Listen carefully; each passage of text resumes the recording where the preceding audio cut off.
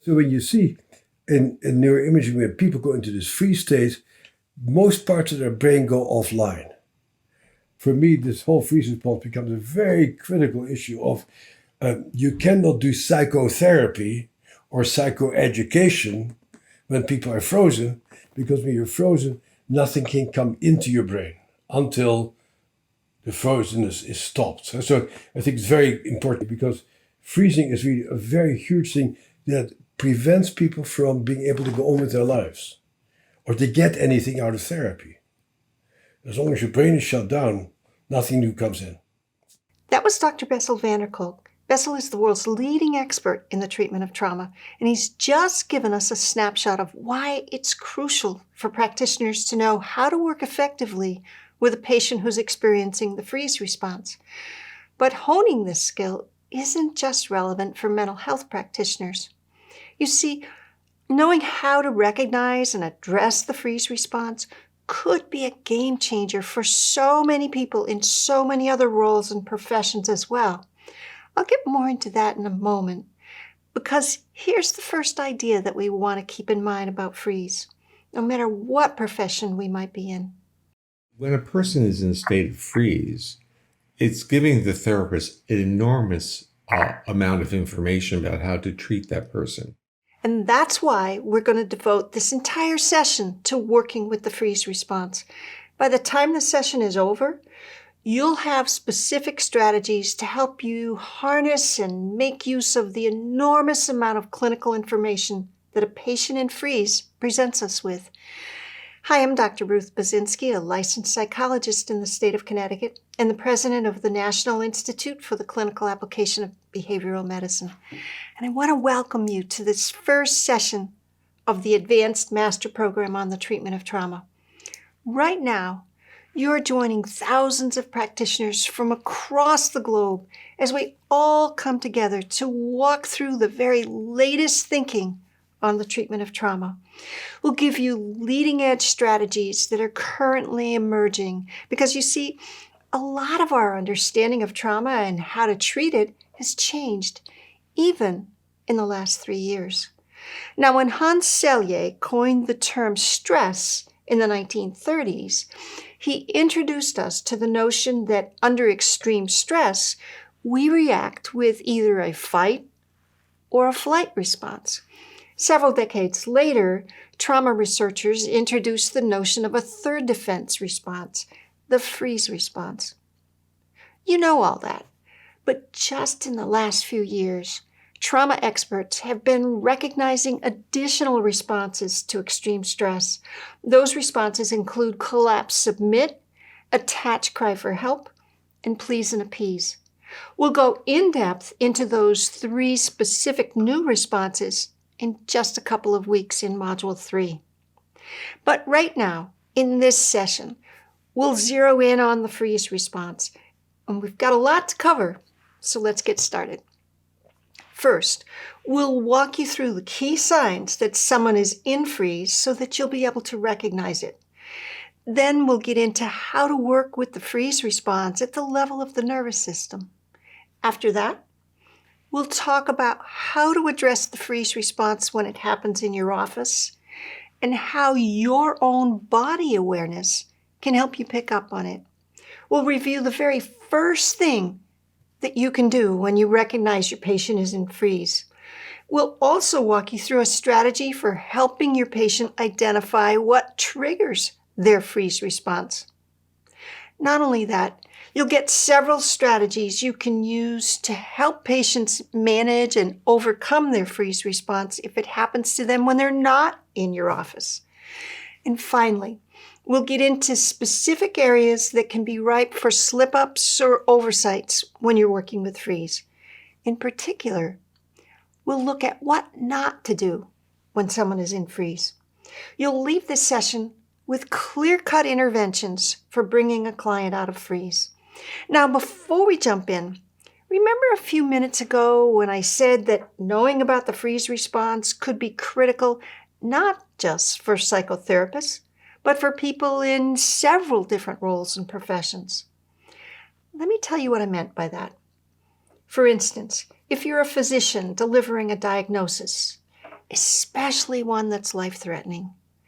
Think about those times when your patient hasn't had any questions or even much of a reaction at all. That may be because they've gone into freeze, and as we'll get into later, they're barely processing what you're saying. You might also identify with this if you're a physical or occupational therapist too. When you're sharing specific discharge instructions, or if you're a nurse explaining medication schedule to a person who's discharging, some patients may become overloaded. They might respond to that by going into freeze. If that happens, they won't be absorbing your instructions that you're giving. Now, what if you're a teacher or a parent?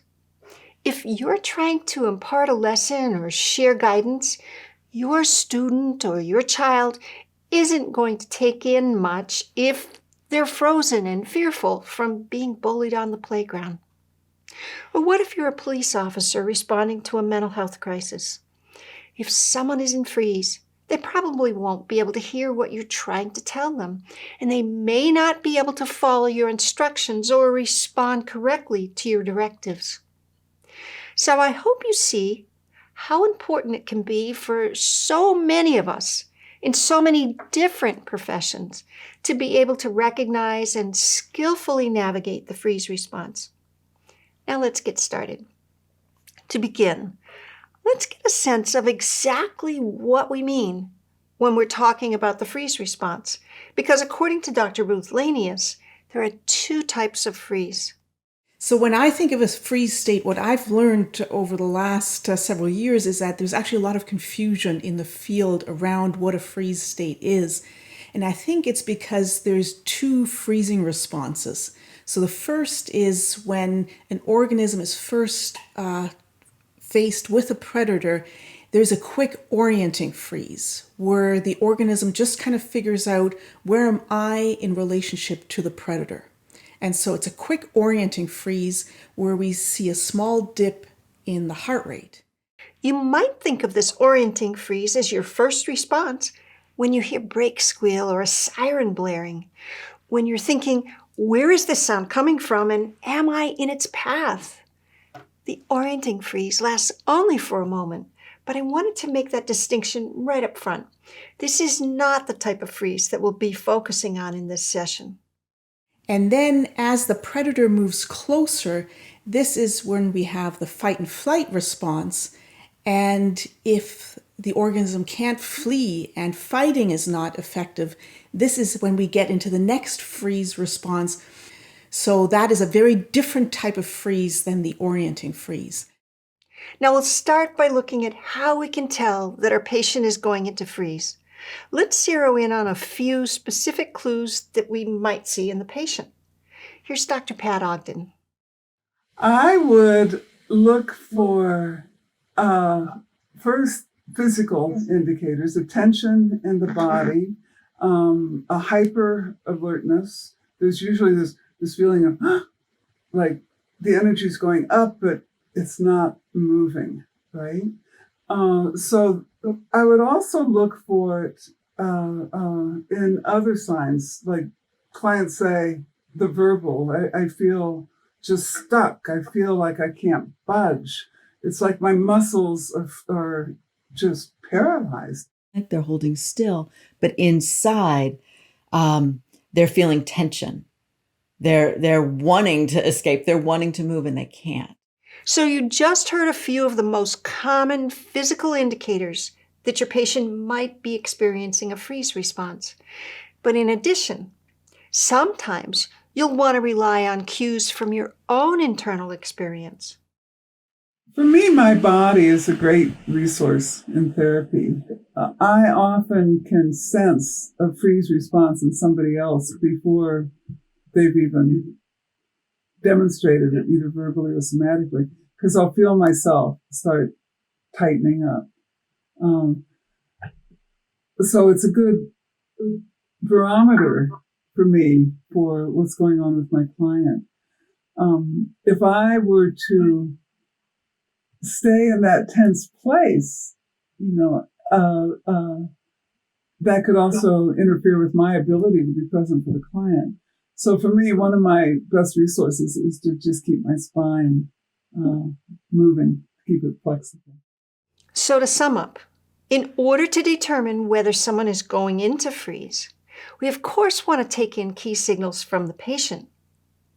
Not only that, cueing into your own bodily experience can often be essential as well. But now let's expand the picture a little further. Let's look at what's going on in your patient's nervous system, especially as it shifts during a traumatic experience. Because according to Dr. Ruth Lanius, this shifting in the nervous system is often what prepares and even protects someone when they're confronted with what she calls inescapable stress.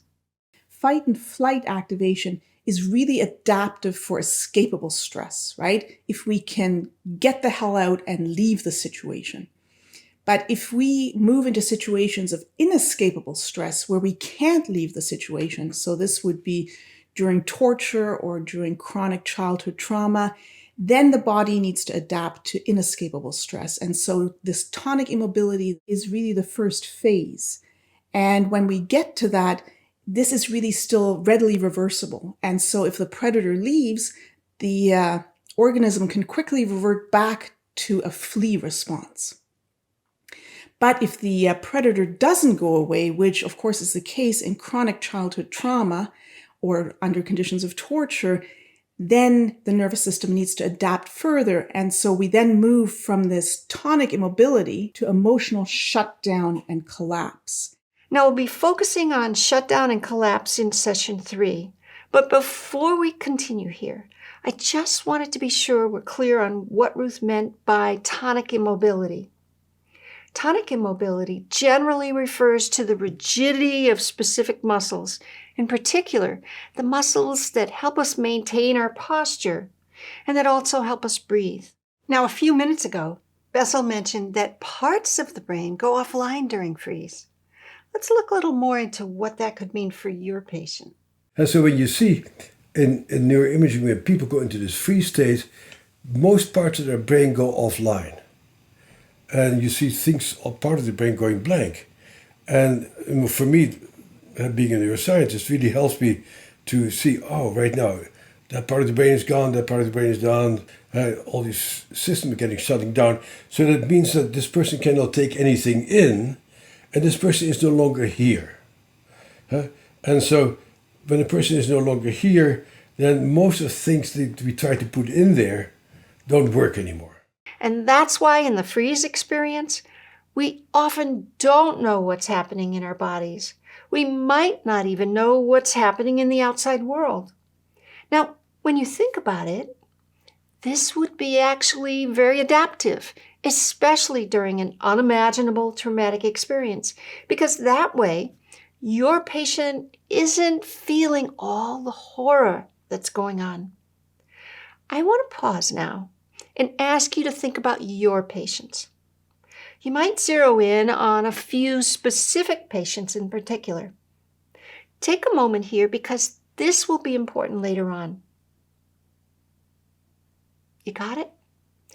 As we move through the rest of this session, I want you to keep those patients in mind. I want you to especially think about the ideas that we're talking about here and also think about which of these ideas would be appropriate to apply with each of those patients. Or maybe you're in one of the other groups that I mentioned at the top of the session. So maybe you don't work with patients, but instead you're a parent, a teacher, or a pastor. I want to encourage you to also think about how these ideas might help you better communicate with your child or your student or your congregants, because people carry a lot of shame and self-blame if they did have the freeze response. So it is so important for us to work with trauma survivors to be able to mobilize in the future, but also to have compassion for themselves in the past. That as they replay those events, and often what happens, with trauma is you replay it in your mind, trying to figure out like what you could have done differently. It's really important to that psychoeducation around understanding like why did that happen to me? Not the why the violation happened, but why did I shut down? That was Dr. Tama Bryant Davis, and I appreciate her emphasis on two key ideas here. First, the importance of resourcing people with the skills and understanding that empower them to develop self-compassion. And second, the power of psychoeducation to help patients gain an awareness for how their freeze response helped them survive in the face of trauma. So now let's look at some specific therapeutic approaches for working with freeze. To start, we'll go back to Dr. Ruth Lanius. So when I work with a freezing or a tonic immobility response, my goal is to get the individual moving. Either the whole body, if the whole body is frozen, or part of the body, or the intercostal muscles, if the breath is frozen and very shallow, or the gaze, if the gaze is frozen. So yeah, the whole goal with tonic immobility is to get that part of the body moving again. Finding ways to get the patient moving, that can be especially crucial in addressing the freeze response. The key is not doing it too quickly. We'll look at several strategies for how to pace your approach a little later in the session. But right now, let's get into how to work with the freeze response at the level of the nervous system. According to Deb Dana, now Deb is an expert in applying polyvagal theory to trauma therapy. And according to Deb, one of the keys to successful treatment is for a patient's nervous system to feel the presence of another predictable, regulated nervous system.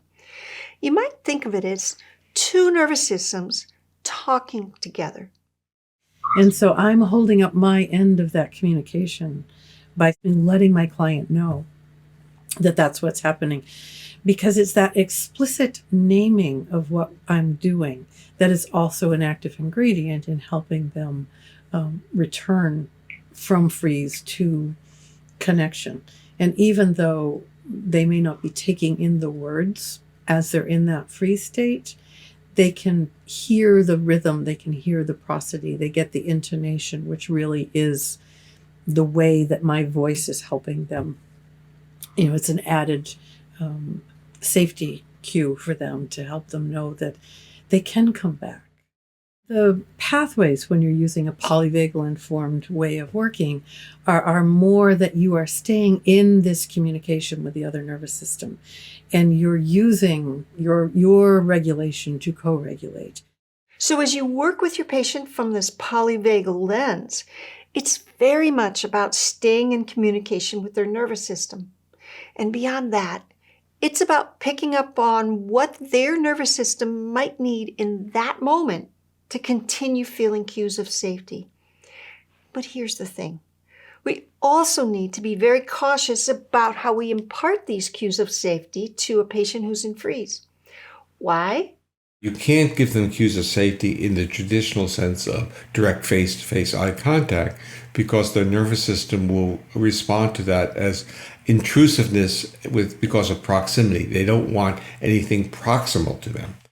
Basically, the nervous system is overwhelmed with cues of defense, and the only way to turn that off is to do two different things: remove cues of activity and energy and potentially intrusiveness, and to try to sneak in cues of safety, which would be intonation of voice, would be one of the only ways you could do it. And that would be perhaps with vocal music, perhaps just kind of like quieting the place down. That was Dr. Stephen Porges.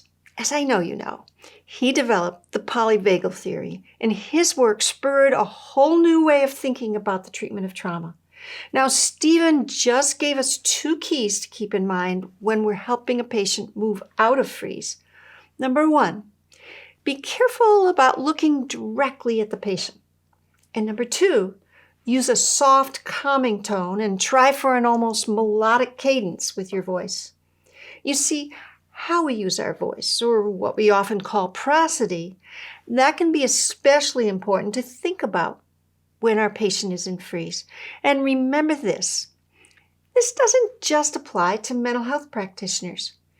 This is also important to keep in mind if you're a teacher trying to engage a student, or you're a police officer responding to someone in a state of shock, or if you're a nurse or a physician administering even just a routine exam. So let's go a little more in depth with this. We also might use our voice to contain elements that aren't appropriate for the client to bring forward. For example, if a client's arousal starts to shoot up, I'm not going to say things like, "Oh, you're so terrified. That must feel so horrible." I'm going to use my voice very differently to help contain, because that's what's needed. I might say, "Can you see me right now? Can you feel your feet on the ground? Yes, stay with me right here." My voice is much more matter of fact. And that I consider also right brain to right brain, because we're helping them contain and bring their arousal down. Now, I want to briefly zero in on something Pat just said, and that is right brain to right brain communication.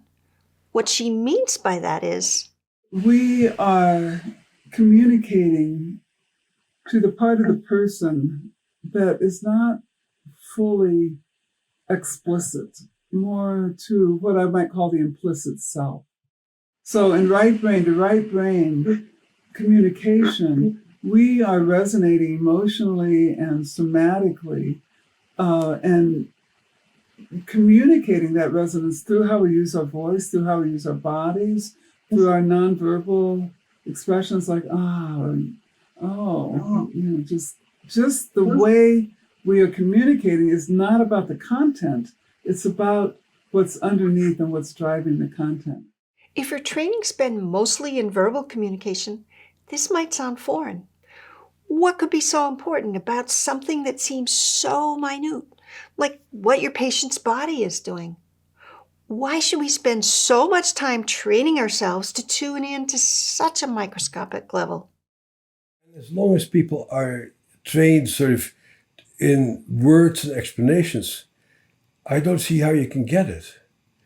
Because the words and explanation part of your brain isn't there when you're in freeze. So you need to really become a somatic therapist. See, that's what most people don't learn in therapy, because it's not about talking. It's about activating your system. And so it is, when you're frozen, you shut off awareness of your bodily states. And basically what you need to do is to get the body to be alive and to reinstate the signals between the body and the brain. You can do that by singing, you can do it by breathing sometimes, oftentimes making sounds is very useful. You can also do it by standing up, moving, standing on one foot, and sort of feeling how your body feels and bring that body-brain connection back online, basically. Cognition won't help, because that cognitive part of the brain is gone. This is so important for psychotherapists. When your patient is in freeze, they aren't going to be able to process much in words. That's why psychoeducation or cognitive behavioral work or insight-oriented analytical techniques or even humanistic techniques can often fall short. And I just want to make sure that teachers, parents, even police officers hook onto this idea too. So I'm going to go back to what Dr. Bessel van der Kolk said at the start of the hour. When you're frozen, nothing can come into your brain until the frozenness is stopped. As long as your brain is shut down, nothing new comes in. So many of our professions rely on words alone to communicate when we want to get someone to respond in a certain way. But nothing new comes into the brain until a person has come out of freeze. Now to recap, we just looked at 4 approaches for working with a patient's freeze response at the level of the nervous system.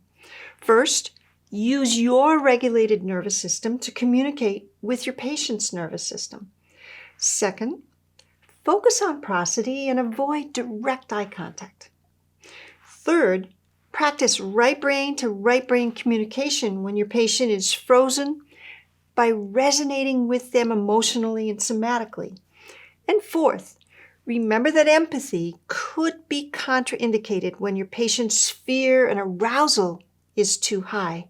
It's generally more important in that instance to use grounding language like "stay with me right here" or Can you feel your feet on the ground? Now, coming up, we're going to give you several strategies for bringing someone out of the freeze response, especially when it happens in the session. To start off, what's the first thing that you might want to do when you recognize that someone is in freeze? When I see that freeze response, my first question is usually, can you nod your head for yes and shake your head for no? And why those? Because little babies nod their heads and shake their heads. It's a procedurally learned body communication that goes back to 6 months of life or earlier. So sometimes it's so automatic that even though the client's frozen, they can do a little nod and a little shake. And then I can ask yes/no questions. My first question after can you nod your head and shake it is, are you feeling a lot of fear? Because it's so important for that client in a freeze state to know that the therapist understands how terrifying this state is. So I want to get the client's acknowledgement. And then if the client says no, then I might think, oh, maybe this is dissociation. We go in depth in working with dissociation in the next module. But as we know, fear and freeze go hand in hand. Now, what do we do when a patient is so deep in freeze that they can't even nod their head yes or shake their head no? One of the things that is true of the client in that state is that the eyes still move. And so then I ask the client, would you be willing to turn your eyes so you can see as far to the right as possible? And most clients will do that. And then the wonderful thing is, and we can try it, as soon as I look all the way to the right, I can feel my head wanting to turn.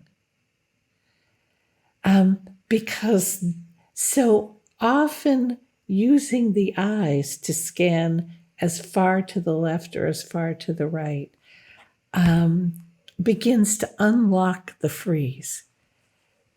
But notice that I'm moving very slowly, as if I'm working with a feral animal, because in that state, the client is like a feral animal. There's so much fear that if I rush anything, if I make any sudden moves, that fear is going to increase, not decrease. So I keep my voice very soft. I say, wonderful, yeah. So just keep moving your eyes as far to the right as you can, and just notice what happens next. Okay? I mean, I don't say this, but my tone says, it's okay. I'm not going to hurt you. I'm just asking you to turn your eyes as far as you can. Now, Dr. Janina Fisher just reinforced 3 essential skills for working with a patient who's frozen. Number 1, you're making sure to go slowly. Number 2, you're skillfully using prosody and voice intonation. And number 3, you're getting the patient to move their eyes as far to the left and as far to the right, because many times that can unlock the freeze response. So, what are some of the next steps for helping a patient who has frozen in a session? I usually start with, can you look around the room?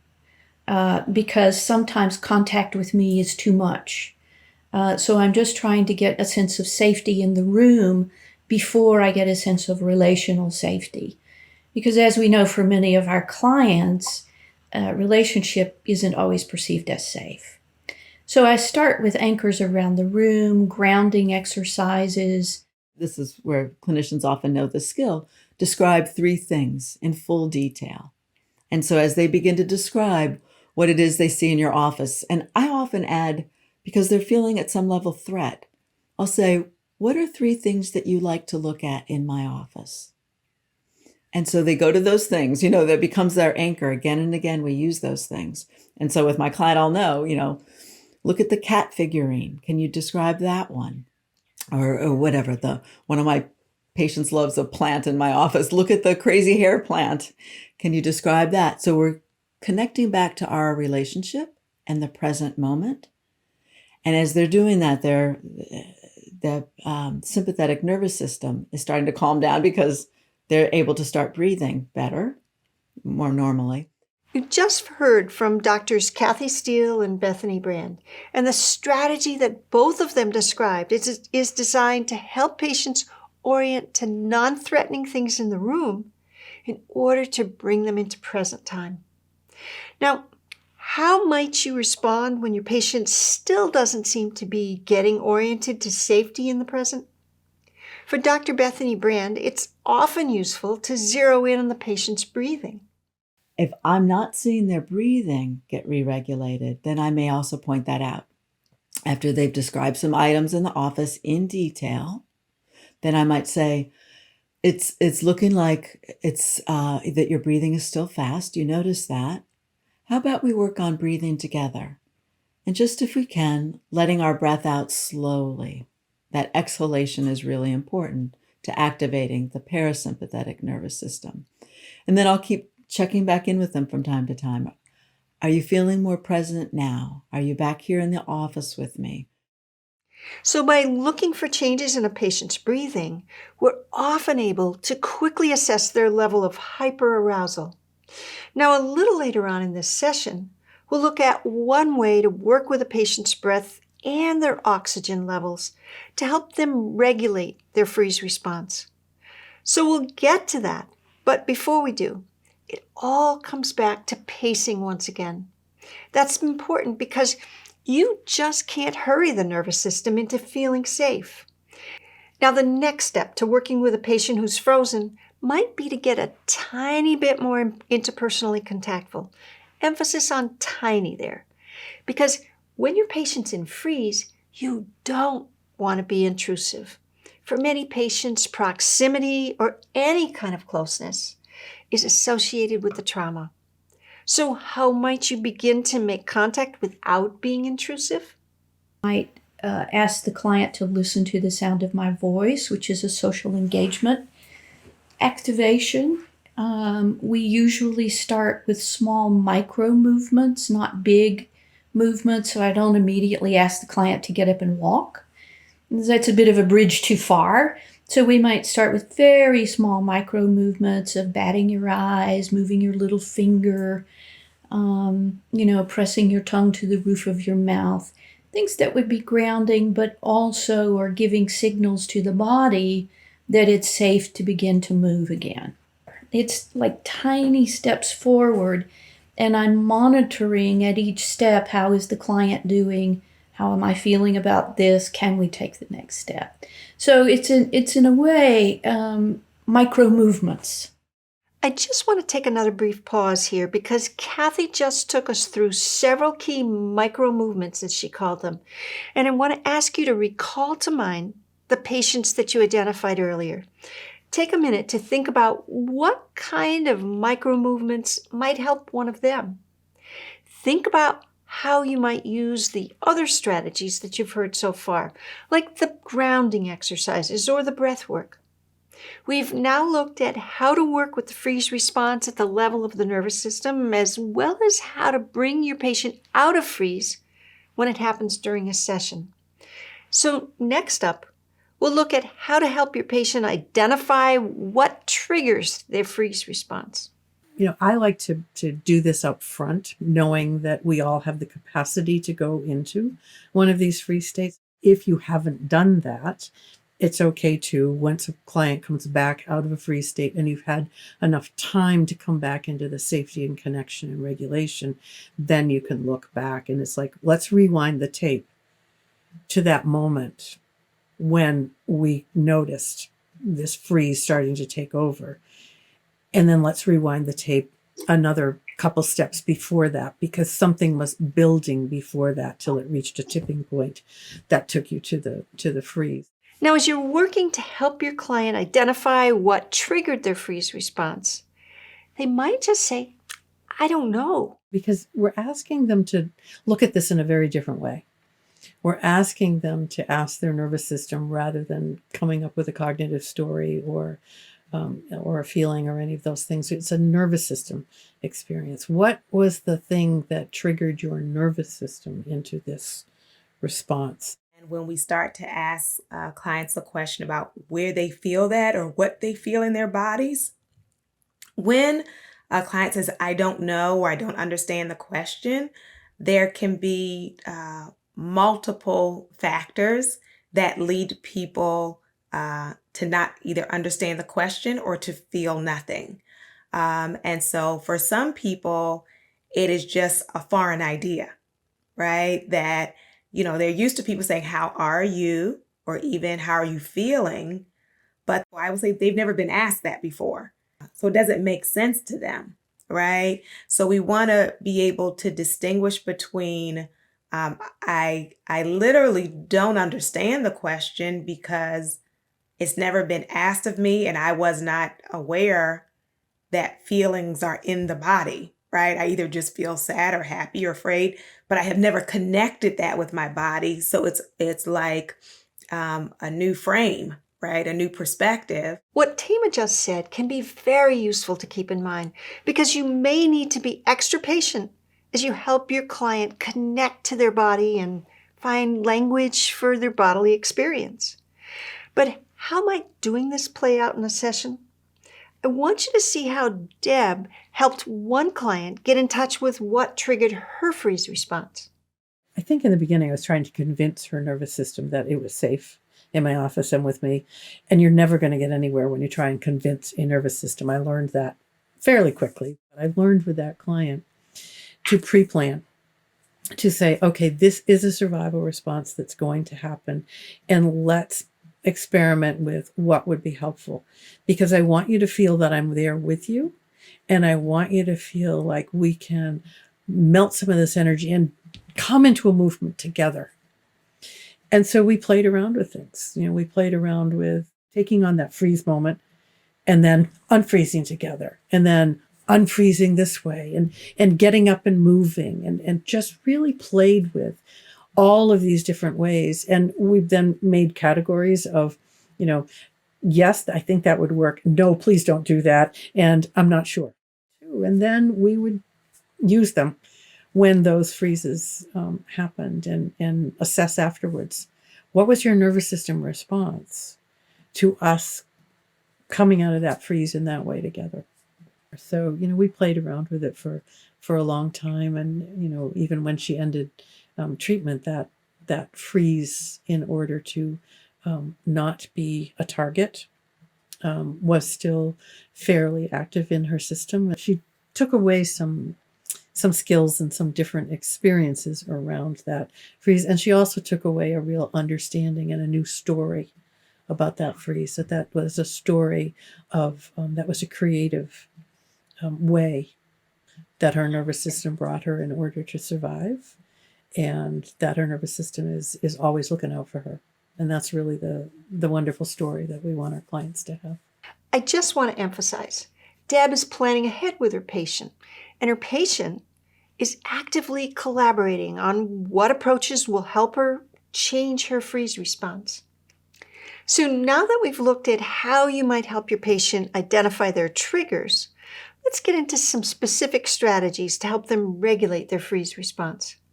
First, we'll look at a 4-step process that Pat Ogden uses with her clients. In step 1, Pat seeks out the very moment that her client detects danger. Sometimes that means kind of rewinding the narrative of the memory until the point before the trauma where the action is still available. Like if we're working with a sexual abuse survivor who is remembering her abuser coming into the house and can hear him or approaching the room that she's in, or she could smell the alcohol or whatever. Those moments when she first detects danger is where there's still flexibility in movement before the permanent kind of frozen response. It's called a preparatory action or an intentional action where the body is prepared to move and still can move. So it's almost as if we want to go from that third freeze where the paralysis happens back to the second level, the moment in the memory or in the body where there's still movement that's possible. As Pat moves on to the second step of this process, I want you to notice the pivot that she makes. She's looking to shift her client out of the content of their memory, and she's zeroing them in on any movement impulse. And then we forget about the memory because the only purpose of the memory is to stimulate these incomplete responses that can then be metabolized and executed. So if we pause right there, and I'll say to the client, okay, stay right there. What do you notice in your body? And clients will say, well, my body's tensing up. And I'll say, great, feel the tension, and have them describe it to me. And find out from your body what the action is that your body wants to make. And I think the critical point is to find that action from the body, because this is not a cognitive phenomena, it's an instinctive, subcortical phenomena. So it's accessing the intelligence of the body to then find the action that it wants to make, no matter how strange it seems. Because you see, we can have many, many traumatic events, but we only have one body. So the memory catalyzes the impulses that really have to do with our default action. So once that action is found, whether it's a push away, whether it's something in the legs, whether it's a twisting away or some kind of defense, we want to help that action become executed. In case you're keeping track, that was step 3. Help your patient execute the action. Now, this almost feels like it could be the final step, right? It feels like that could be the most important piece for healing. But there's one more essential phase to this process.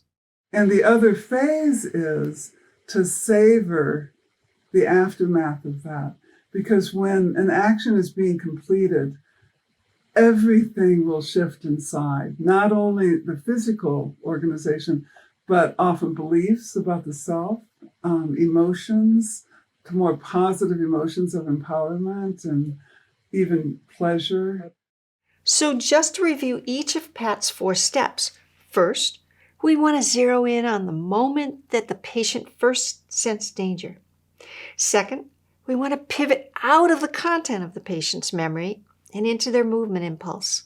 We're looking to help them discover the action that their body wanted to take in that movement. Third, we get them to execute that action. And fourth, we want them to notice and even savor the after effects of that completed action. You see, this savoring part is so critical in helping patients embody a new experience.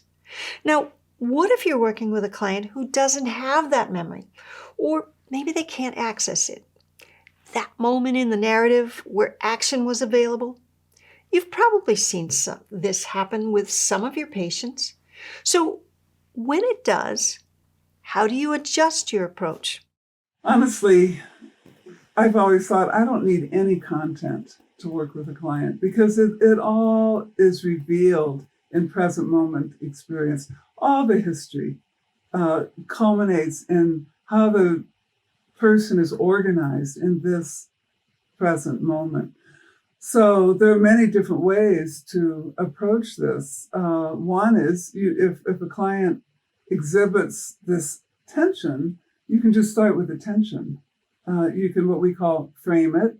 How about we stay with that tension in your in your shoulders. And if they agree, then you can start to explore it. Well, if you tune into the tension, how is it pulling? Is it pulling in or up, or does it go back? Is it going down through your spine? Is it affecting other parts of your body? You get more information from the tension. And again, you can often use this tension to try and find out what movement or action the body wants to complete. So I want to show you how this unfolded with one of Pat's clients. Like with one client, her body was extremely tense. She had fibromyalgia, so many symptoms. So we stayed with that tension in her body. It was mostly her upper body, to find out what motion wanted to happen. And she just wanted to explode outward like this, right? That's what her body wanted to do. And she even said, this doesn't make any sense, but that's what I want to do. So I took 2 pillows and held them against her elbows, and she pushed out with that motion.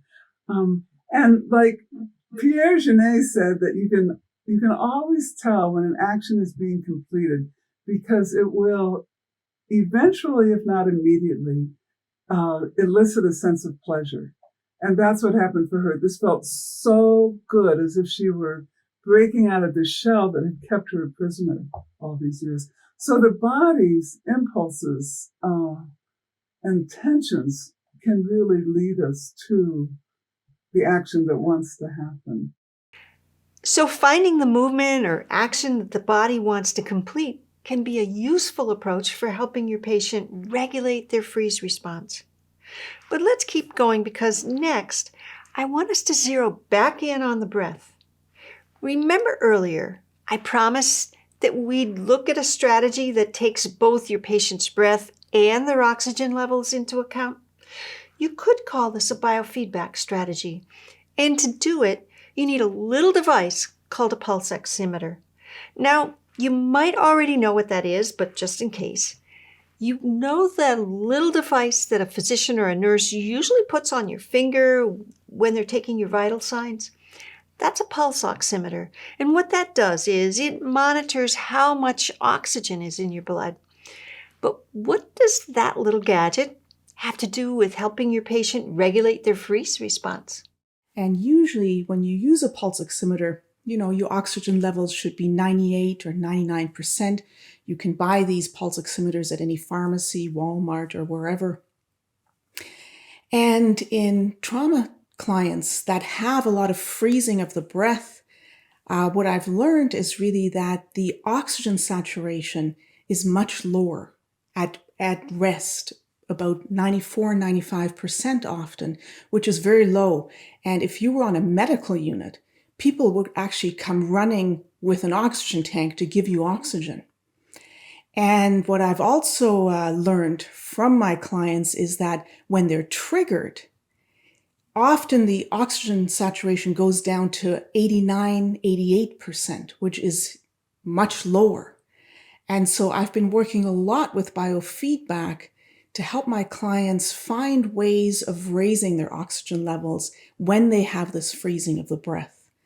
And some of the things I've used, for example, is continuous breathing. So breathing in on the count of 5, breathing out on the count of 5, and doing this repetitively. And I would encourage everybody to use these pulse oximeters, to do biofeedback with their clients, especially if they have a lot of freezing responses. I've also learned when I ask my patients, do you think your oxygen levels may be low? They know. They tell me, oh God, yeah. And I'm sure they sometimes think, God, you must be slow, Ruth, to only get onto this now. But people know. And so I think to really work with that, and then for individuals to see, wow, I can change this. Now my oxygen levels are coming up. And this is related to, engaging in a certain type of breathing or thinking about something that I'm passionate about. Now, the reason this type of intervention can be so effective is because it's designed to give people a measure of control, and that can foster their sense of agency. But what if there were also a way to activate key brain areas, those pathways in the brain that could be vital in regulating the freeze response. That's where deep pressure comes in. Deep pressure may be helpful in a freeze response because it activates a certain part of the spinal cord called the dorsal meniscal system. And this actually connects in the brain with areas that help us to know where we are, that help us to integrate sensory information. And so that may be very helpful to then start to engage in movements again.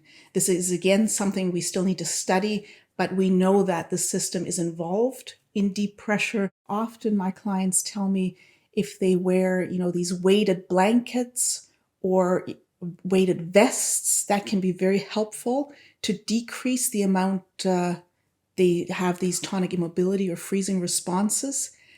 I also have a client who has a service dog who can really pick up when she has freezing responses.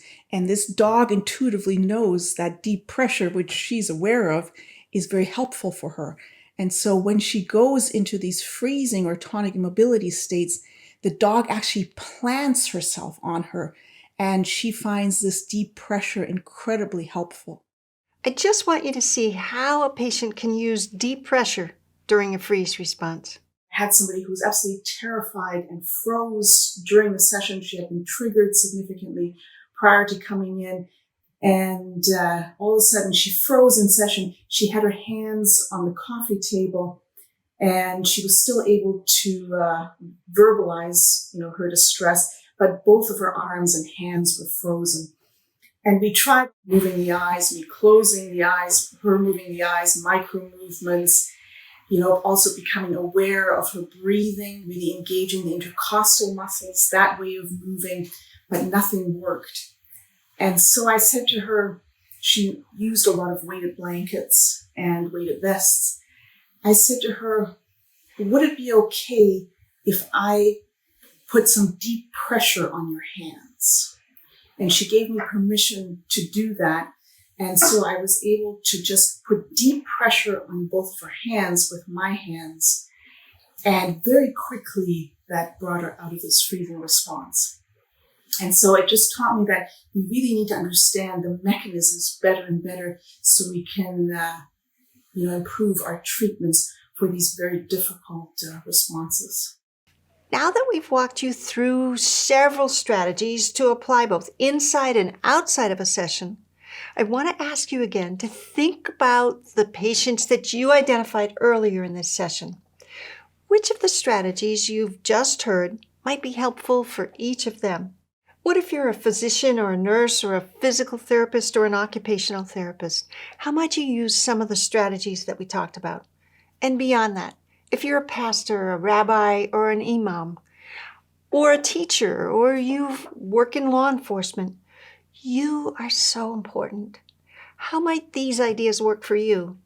Take a moment to update your list. By now, we've walked you through how to address the freeze response when it happens in your office. We've also shared how you can help your patient identify what triggers their freeze response. And we've given you expert strategies for helping your patient manage a freeze response when they're not in your office. So now let's look at some areas that can be ripe for slip-ups or oversights when you're working with freeze. So far, we've looked at all the things you might do or have your patient do when it comes to working with a freeze response. But now let's look at the flip side, because as I know you know, there are several don'ts that we need to keep in mind when we're working with someone who's in freeze. You see, it's just as important to know what you don't want to do as it is to know what to do. So let's get into what not to do when someone's in freeze. Now, we talked earlier in this session about the danger of making eye contact too soon or too often. But beyond that, when somebody is in a freeze response or a tonic immobility response, I wouldn't touch them because I think that can be incredibly triggering. We know that touch can be very triggering. And if we touch somebody in a frozen state, they can't defend themselves, right? Because they can't move their body. And so I definitely wouldn't touch someone. And as a clinical example, one of my patients was in the emergency room recently, and she was in a frozen state. And she described how horrible it was, that people touched her without asking her permission, and that she couldn't defend herself. She'd also lost her capacity for voice production at the time. So she couldn't move her body. She couldn't say, please don't touch me. And people were touching her, and it was incredibly triggering for her. Now, Ruth's primary don't in this case involves touch. And so this might be especially relevant if you're a physician or a nurse. But I also want you to notice the other two elements that came into play here. Ruth mentioned movement, and she mentioned permission. You see, when it comes to working with the freeze response, there are times when movement and permission might fall under the don't category as well. As in, don't be too quick to shift your patient toward movement, and don't forget to ask for permission from your client. If we're too quick to get the client to move, it could be very, very scary for the client. And sometimes the freeze responses are so intense that the client loses the capacity for speech, loses the capacity to move. And so in my world, which is informed by sensory motor psychotherapy, if we're using movement, we always get the client's permission. Now keep in mind that getting a client's permission can be tricky to navigate, especially when they're frozen. Because if someone's in a freeze state, it's hard to indicate true willingness. And it's at this point that practitioners can fall into another common mistake. Now, you're about to hear a mistake that psychotherapists sometimes make, but it's relevant to many other roles and professions as well. A freeze state in a psychotherapy context is often mistaken for unwillingness to speak. So the therapy session is going along, and then suddenly the client becomes mute.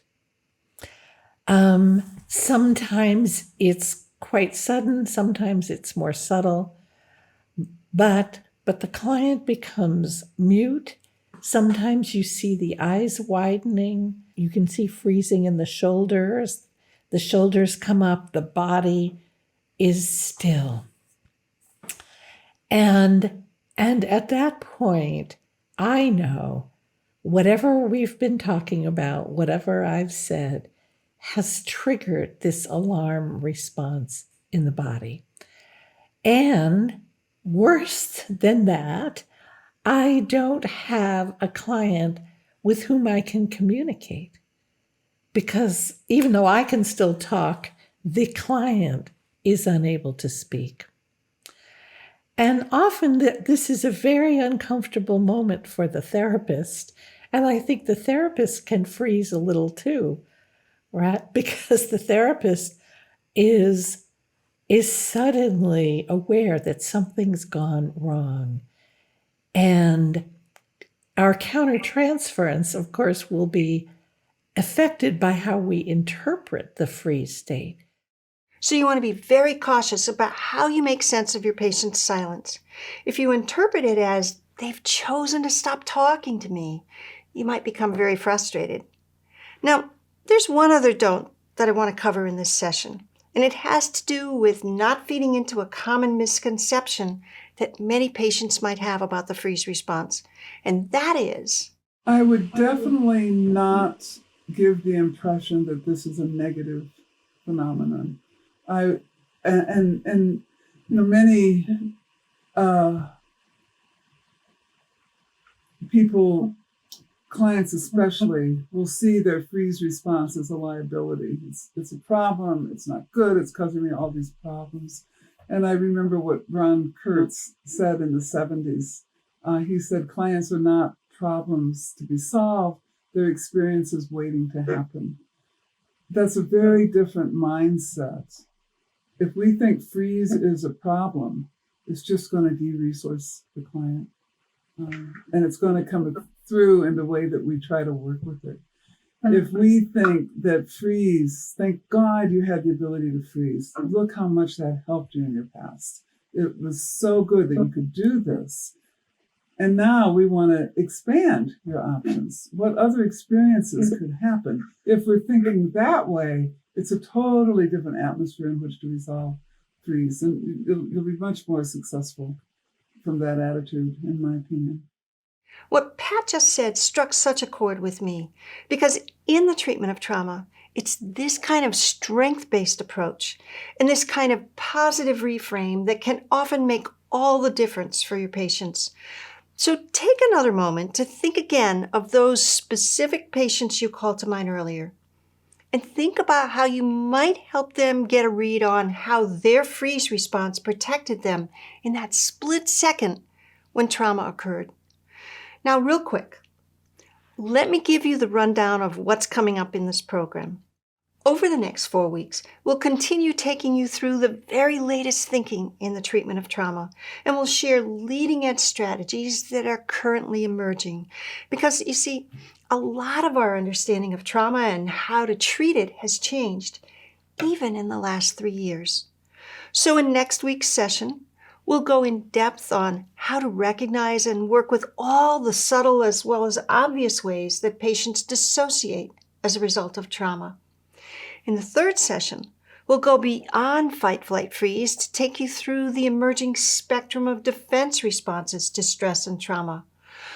Those are the responses that I listed at the top of this session, and they include collapse, submit, attach, cry for help, and please and appease.